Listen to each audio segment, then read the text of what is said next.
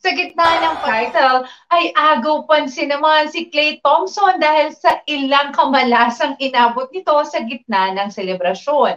Mapapanood sa video na pinost ng NBA Buzz na habang tumatakbo si Thompson sa gitna ng parada ay natisod ito dahilan para mawala siya sa balanse at bumangga sa isang lalaki. Tumumba ang lalaki ngunit inalalayan naman ito ni Thompson para makatayo. Ngunit hindi lamang yun ang kamalasang inabot ni Thompson sa loob ng isang araw. Ito ay dahil tinangay pa ng hangin ang kanyang championship hat at inanod sa dagat. #malas. Bukod pa rito habang naglalakad ay nahulog sa kalsada ang isa sa kanyang mga championship ring. At isa sa mga highlights sa gitna ng championship parade ay sumayaw si Thompson ng mala Michael Jackson.